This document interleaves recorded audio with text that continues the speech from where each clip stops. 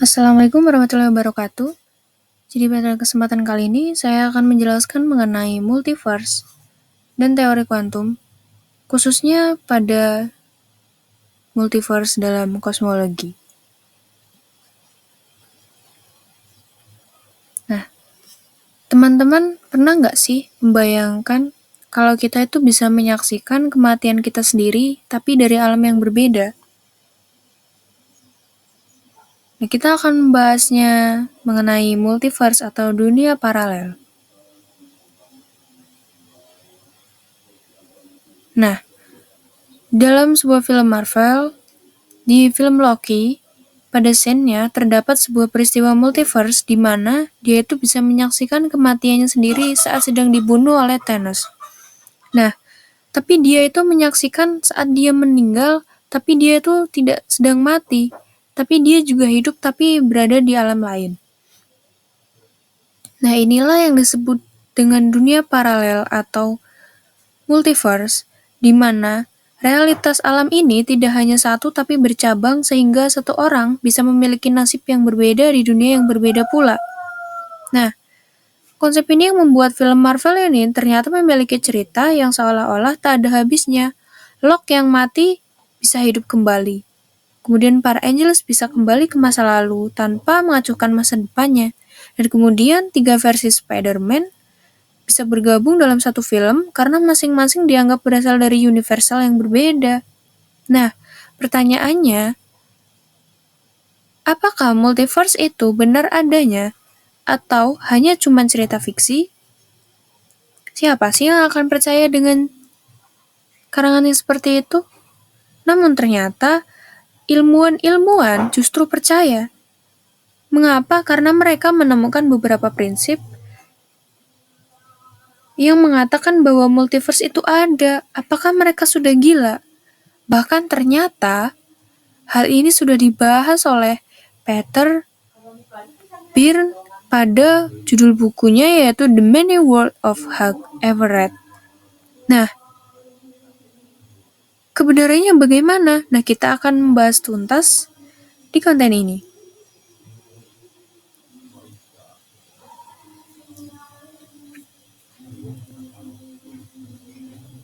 Awal mula berawal dari eksperimen yang dilakukan oleh Erwin Schrödinger pada kucingnya, yaitu ketika terdapat mitos bahwa ternyata kucing itu memiliki banyak nyawa, padahal sebenarnya kucing itu hidup di dunia yang berbeda, di dunia yang banyak. Nah, Schrödinger membuat eksperimen ketika dengan seekor kucing yang malang dikurung dalam sebuah kotak bersama racun. Nah, menariknya, kucing ini memiliki nasib yang sama seperti Loki yang ada di film Marvel tadi. Dia itu tidak hidup dan juga tidak mati, tetapi dia hidup sekaligus mati. Wow, memang sangat absurd sekali, bukan? Nah, Erwin Schrödinger melalui kucingnya ini menunjukkan bahwa fenomena dalam fisika kuantum itu bisa membuat dunia ini tampak tidak masuk akal. Dan dari percobaannya itu lahirlah sebuah hipotesis tentang dunia paralel, karena kucing ini bukan hidup dan mati di satu dunia, tapi hidup dan mati di dunia yang berbeda. Wow, menarik bukan? Dan ini akan dibahas oleh teman saya pada pembahasan tentang kucingnya Schrödinger dan juga eksperimen tentang Schrödinger. Nah, di sini saya akan menjawab mengenai pertanyaan yang tadi. Apakah multiverse itu benar ada? Saya akan membahasnya melalui multiverse dalam kosmologi. Pada salah satu scene yang ada di film Marvel, Peter Parker bicarakan bahwa tentang adanya sistem eternal inflation atau inflasi abadi. Nah, apa itu eternal inflation? Ingatkah kalian dengan teori Big Bang? Nah, teori Big Bang itu merupakan sebuah titik yang disebut singularitas, di mana dari titik inilah kemudian terjadi ledakan yang sangat besar yang menciptakan alam ini, makanya disebut Big Bang atau sebuah ledakan besar. Nah, tetapi ternyata teori Big Bang tidak sederhana itu. Dan banyak ilmuwan yang melakukan banyak penelitian untuk menguji teori ini. Bahkan mereka juga membangun akselerator partikel raksasa untuk mensimulasikan terjadinya Big Bang. Dan ternyata Big Bang bukanlah hanya ledakan seperti ledakan bom saja. Nah, bagaimana kita membayangkan bahwa alam semesta itu ternyata seperti balon yang kempes yang terkurung dalam satu area yang sangat amat kecil. Lalu tiba-tiba sebuah dorongan yang sangat besar mendorong atau meniup balon, sehingga mengembang menjadi amat sangat besar. Nah, ilmuwan menyebutnya sebagai inflation, eternal inflation atau inflasi abadi. Menariknya, proses inflasi ini berlangsung sangat cepat, yaitu hanya sekitar 10⁻32 detik atau 1/1 miliar. Hal ini lebih cepat dari kecepatan cahaya, yang pada awalnya teori inflasi ini sukses membuat banyak persoalan dalam teori Big Bang. Tapi ternyata, beberapa ilmuwan berpendapat kalau inflasi ini berlangsung cepat, dan besar kemungkinan justru inflasi tidak berhenti, tapi berlangsung terus-menerus. Nah, inilah yang disebut eternal inflation, atau inflasi abadi. Nah, mereka yang mendukung teori ini percaya bahwa hipotesis inflasi abadi. Mereka itu percaya bahwa sebenarnya Big Bang itu bukanlah Big Bang yang menciptakan alam yang satu ini, tetapi Big Bang yang sebenarnya adalah proses daripada inflasi terus-menerus yang tadi. Nah, bagaimana? Apakah membingungkan? Dari hipotesis tersebut, ternyata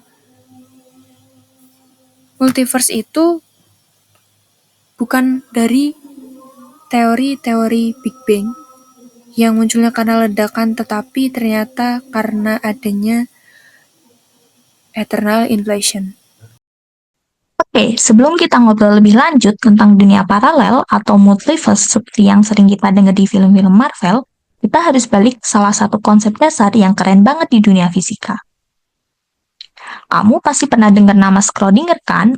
Ya, Erwin Schrödinger, seorang fisikawan asal Austria. Dia adalah salah satu orang yang memperkenalkan teori mekanika kuantum yang jadi dasar dari banyak hal yang kita bahas saat ini. Salah satu konsep paling terkenal yang dia temuin adalah superposisi. Nah, sebelum kamu bingung, biar aku jelasin lebih lanjut. Jadi, formula ini sebenarnya adalah cara untuk menggambarkan bagaimana keadaan sistem kuantum. Misalnya, partikel kecil seperti elektron berubah seiring waktu. Di dunia makro kita bisa cukup mudah tahu posisi dan kecepatan benda kan? Tapi di dunia mikroskopis seperti elektron yang bergerak mengelilingi atom, hal ini jauh lebih rumit. Formula Schrödinger ini mirip dengan semacam peta. Tapi bukan peta dunia ya. Yang dimaksud peta di sini adalah untuk menjelaskan kemungkinan tempat di mana partikel bisa berada dan bagaimana mereka bergerak. Bukan posisi yang pasti, tapi lebih kepada probabilitas, atau dengan kata lain, kemungkinan tempat di mana partikel itu bisa ditemukan. Dalam dunia klasik, kita terbiasa berpikir bahwa sebuah benda hanya berada dalam satu keadaan pada satu waktu. Misalnya, jika kamu melempar bola, bola itu hanya berada di suatu tempat pada satu waktu kan? Tapi di dunia kuantum, hal itu nggak berlaku loh. Yang kamu tahu adalah kemungkinan besarnya. Bola itu bisa ada di suatu tempat pada saat tertentu. Di sana, di sini, atau dimanapun, kita nggak tahu pasti. Nah, formula Schrödinger inilah yang ngasih tahu kita tentang gelombang kemungkinan itu. Formula Schrödinger bisa kalian tuliskan seperti ini. Biar nggak pusing, coba kita lihat komponen-komponennya lebih lanjut. Yang pertama, ada I. Ini adalah angka imajiner yang biasa kalian lihat pada pelajaran matematika. Contohnya seperti akar minus 1. Kemudian yang kedua, ada simbol H dengan strip di atasnya.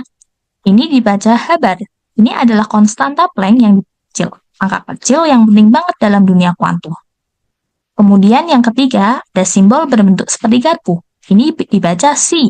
Ini adalah fungsi gelombang yang ngasih tahu kita tentang kemungkinan tempat di mana partikel itu bisa ditemukan. Kemudian yang keempat, ada huruf H kapital dengan topi di atasnya. Ini adalah operator Hamiltonian yang mempresentasikan energi total sistem, baik energi gerak maupun energi potensialnya. Kemudian yang terakhir ada do per T.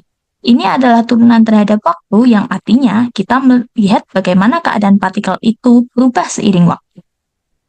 Jadi, secara gampang, Formula Schrödinger ini ngasih kita cara untuk menghitung bagaimana keadaan kemungkinan suatu partikel berubah seiring waktu. Dengan kata lain, kalau kita tahu fungsi gelombangnya, kita bisa memprediksi di mana partikel itu kemungkinan besar berada dan bagaimana perilakunya. Dan yang lebih menarik lagi, di dunia kuantum, partikel itu bisa berada di banyak tempat sekaligus. Nah, inilah yang dinamakan superposisi. Jadi, Schrödinger ini mikir, kalau di dunia kuantum, partikel-partikel kecil itu nggak cuma punya satu keadaan, tapi bisa ada dalam beberapa keadaan sekaligus. Itu kayak gimana? Misalnya, ada eksperimen terkenal yang dia buat dengan kucing. Ya, kucing. Schrödinger membuat eksperimen di mana dia meletakkan kucing di dalam suatu kotak bersama dengan partikel radioaktif, dan kemudian ada pula mekanisme yang dipicu oleh peluruhan partikel radioaktif tersebut yang akan memecahkan wadah berisi zat beracun, kemudian kotak tersebut ditutup dengan rapat. Di dalam kotak itu ada suatu penghalang agar si kucing tidak mengganggu eksperimennya. Nah, partikel radioaktif yang juga dimasukkan ke dalam kotak akan meluruh dan memicu mekanismenya sehingga mekanisme tersebut memecahkan wadah racun yang membuat kucing tersebut mati. Tapi, hal ini terjadi apabila partikel radioaktifnya meluruh dan mekanisme picu. Jadi, pada eksperimen Schrödinger, hidup si kucing ditentukan oleh apakah mekanisme tersebut dipicu atau tidak terpicu oleh partikelnya. Ketika partikel radioaktifnya meluruh, memicu mekanisme dan membuat kucingnya mati, ada pula kemungkinan lain partikel radioaktifnya tidak terpicu dan tidak memicu mekanisme, sehingga kucing seperti tidak mati. Jadi di dalam kardus, kucing itu bakal ada dalam dua kemungkinan sekaligus, hidup dan mati, sampai kita membuka kotaknya dan mengamati hasilnya. Dan itu yang disebut sebagai keruntuhan gelombang, di mana probabilitasnya berubah jadi kenyataan setelah kita mengamatinya. Aneh banget kan? Intinya, sebelum kita tahu pasti, segala sesuatu bisa ada dalam banyak kemungkinan secara bersamaan loh. Sekarang, coba deh kita hubungin ini dengan konsep yang lebih familiar buat kita, seperti multiverse. Ini tuh mirip banget sama yang terjadi di teori multiverse di Spider-Man. Di setiap dunia paralel, ada versi berbeda dari mereka. Ada Spider-Man Peter Parker, Spider-Man Miles Morales, Gwen Spider-Man, Spider-Cat, Spider-Rockman, Muslim Spider-Man, atau bahkan bisa jadi Wibu Spider-Man. Semua itu bersamaan dan kita nggak tahu pasti mana yang dari mana kehidupan Spider-Man yang mereka jalani, sampai mereka melihat atau merasakannya sendiri. Pokoknya multiverse itu kayak kotak Schrödinger yang nggak pernah kita buka. Sampai kita tahu apa yang terjadi, semua kemungkinan itu ada dan bisa berubah jadi kenyataan. Gitu kita membuka kotaknya. Jadi ya, hidup kita itu penuh dengan kemungkinan dan siapa yang tahu, mungkin suatu hari kita bakal bertemu dengan versi kita yang lain dari dunia paralel. Atau kita nggak akan pernah tahu. Tapi, ada ilmuwan yang namanya Hugh Everett yang gak setuju sama konsep keruntuhan fungsi gelombang. Menurutnya, fungsi gelombang itu harusnya konsisten, jadi nggak mungkin runtuh. Secara lebih jelasnya, menurut Everett, dalam eksperimen pikiran yang dilakukan Schrödinger, harusnya yang dianggap sebagai bagian sistem kuantum nggak cuma si peluruhan radiasi, tapi si kucing sama manusia juga bagian sistem kuantum yang punya superposisi juga. Kalau gitu, kenapa pas kita buka kotaknya, yang kita temuin cuma satu keadaan, entah kucingnya mati atau kucingnya hidup, dan kita pun nggak mendadak jadi dua kan? Everett bilang, itu terjadi karena adanya dekoherensi kuantum. Apa itu dekoherensi kuantum? Jadi ibaratnya, sebuah koin yang dilempar ke udara, dia akan punya dua keadaan, yaitu gambar atau angka. Lebih singkatnya, satu buah hal, yaitu koin, memiliki dua buah keadaan, angka atau gambar dalam satu waktu. Tapi begitu kalian tangkap dan kalian lihat, yang kalian bisa temukan cuma ada satu keadaan, entah gambar atau angka. Dan keduanya itu berpisah, nggak bisa kalian lihat keduanya dalam satu waktu. Balik lagi ke kucingnya si Schrödinger. Sebelum kalian buka kotaknya, kucing Schrödinger ini punya dua keadaan, yaitu entah mati atau hidup, dan keduanya benar dalam satu waktu. Itu namanya koheren.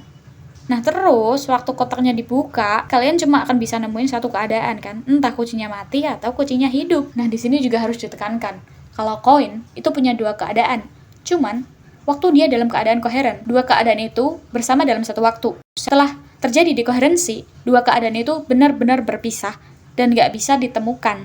Itulah yang terjadi juga waktu kita membuka kotak. Kita cuma bisa lihat satu keadaan. Bukan berarti ya, ibaratnya, kalau kita lihat ternyata si kucing hidup. Bukan berarti keadaan di mana si kucingnya mati itu nggak ada. Itu ada, cuma di lain tempat. Dan itu nggak bisa ketemu. Inilah cara gimana si Hugh Everett ngasih tahu kita gimana konsep dari eksperimen Schrödinger itu bisa memunculkan hipotesis adanya multiverse. Dari sini kita harusnya tahu ya, meskipun kemungkinan multiverse ada dari hipotesis yang dibikin sama si Hugh Everett, bukan berarti 3 Spider-Man dari 3 universe berbeda itu bisa bersatu dalam sebuah dunia. Itu karena adanya dekoherensi. Jadi, ya film Avenger akan tetap menjadi imajinasi. Apakah kalian kecewa?